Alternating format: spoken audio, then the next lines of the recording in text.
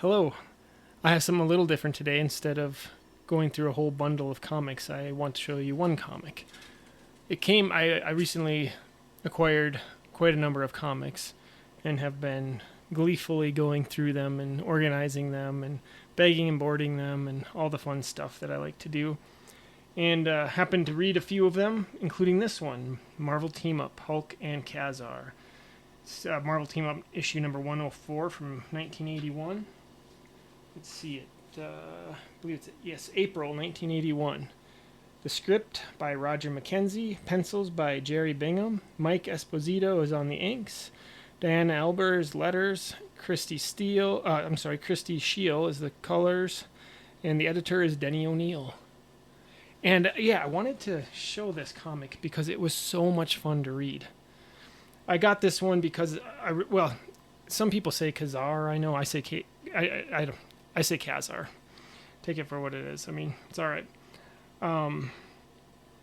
But most of the Marvel team-ups actually feature Spider-Man, as you probably know, and another character from the Marvel Universe.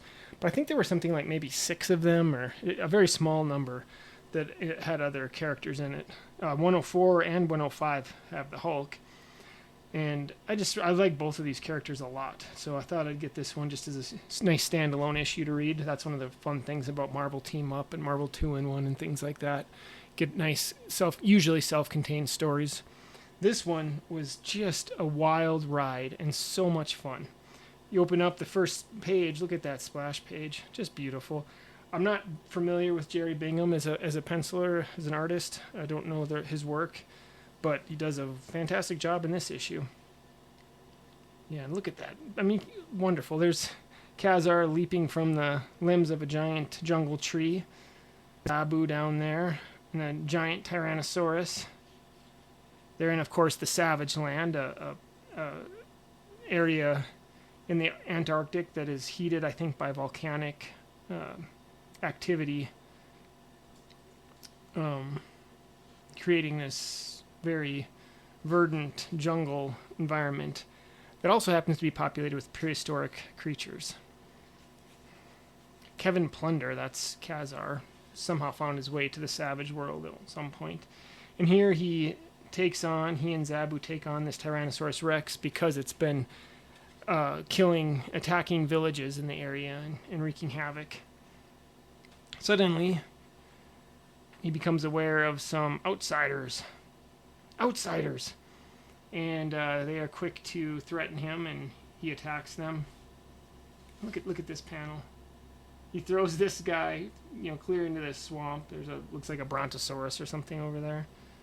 Ooh, but then, unbeknownst to Ka-Zar, this guy leaves some sort of homing beacon.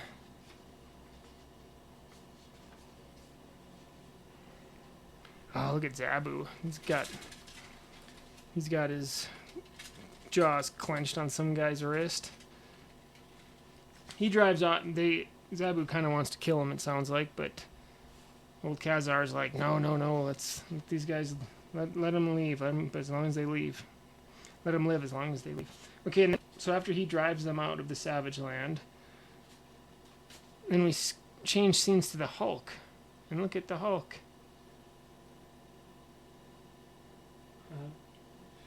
He's atop the Golden Gate Bridge with a young girl in his arms, and some special op team or police team here trying to free her.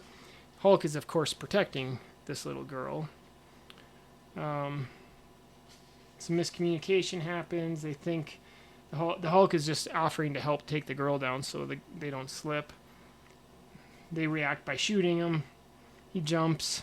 This part, it's full of pathos.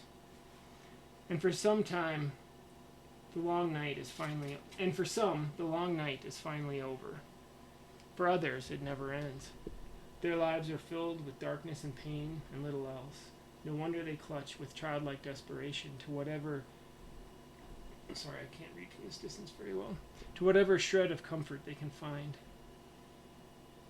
It is quiet here. Hulk likes quiet. Hulk would bring friend here. If Hulk had friend. And there's the Hulk in a nutshell. Love that. Changes back to Bruce Banner after a while. Decides to go to the Salvation Army to get a meal. If you can hear somebody scratching around over there, our wonderful bearded dragon Pebble is hopping around in there exploring. You want to come out, buddy? You want to come out? Or are you looking for more food? Hiya. So he's hanging out at the Salvation Army getting some food.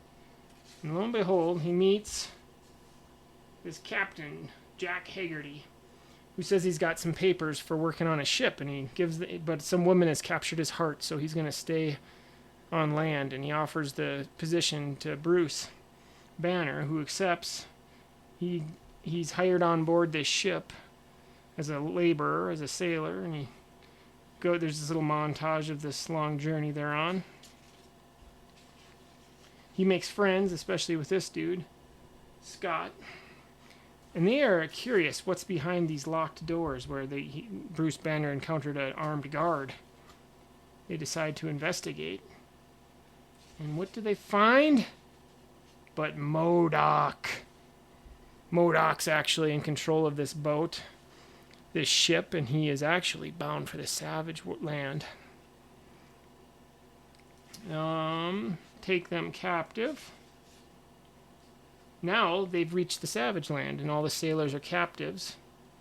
MODOK's got strange plans for subduing and capturing some dinosaurs, and then using them to take over the world.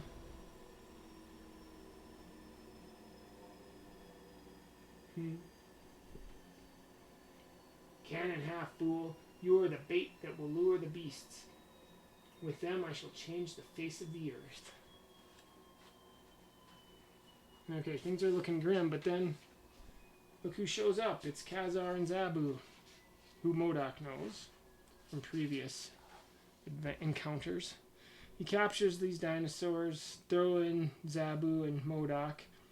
And who's else is down there but Bruce Banner, chained to the wall and drugged to prevent him from turning into the Hulk. But he is able to do it. He turns into the Hulk, smashes free of the chains, breaks free of the chains. Ka-Zar tricks him into thinking he's a bad guy so that he'll or an enemy so that he'll break his chains. And then gets him to work together to get the dinosaurs. Oh, talking about his love, Jarella, who's now dead.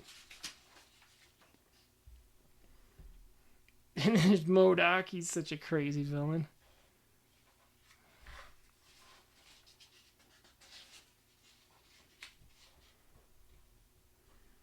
And Hulk is Hulk. MODOK says, the outcome was never in question. MODOK is supreme. And Hulk is Hulk.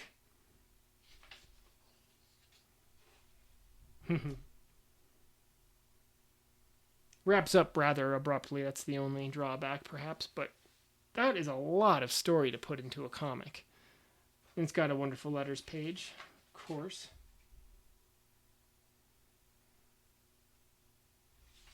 There are a few panels. Let me pull up a couple here.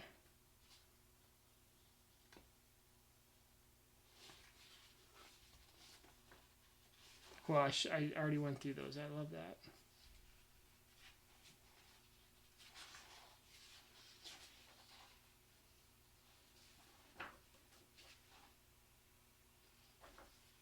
There. I like this one. A mile away, I see it, Zabu. A scarlet mist that fills the air like a shroud.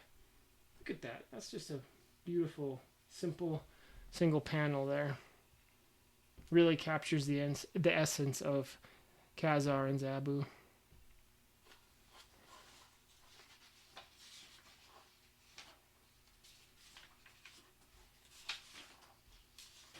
And this one's crazy too.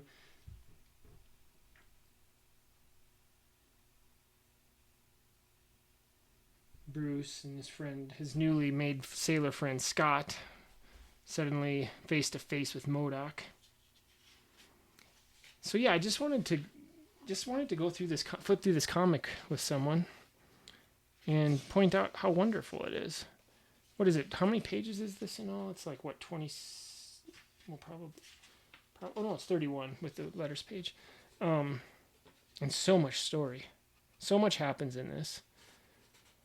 It doesn't feel rushed, except for the ending does conclude a little abruptly. Another page or two would have been nice. But that's the way it goes. That's okay. And I just look at that beginning. Starts off in the midst of this situation, just jumps right into the story. Gets it set up with Ka-Zar and Zabu in the Savage Land and these outsiders working for MODOK, although you don't know that at the time who they're working for, but it's clear they're contacting somebody who is in search of who's in search of Ka-Zar. He wants to neutralize Ka-Zar, I believe, because he knows he is the one who's going to be a problem in his plan to subdue the dinosaurs and bring them out of the Savage Land. And then it's nice we just cut right into the middle of the situation with the Hulk. All of a sudden, he's on a ship after meeting this strange guy in the homeless shelter. And then the story just goes on. I don't know what it is. I had so much fun reading this particular issue. It's from one of my favorite eras of comics, the late 70s, early 80s. To me, an unknown penciler, but does just a beautiful job. Who's the writer again? Roger McKenzie. Okay.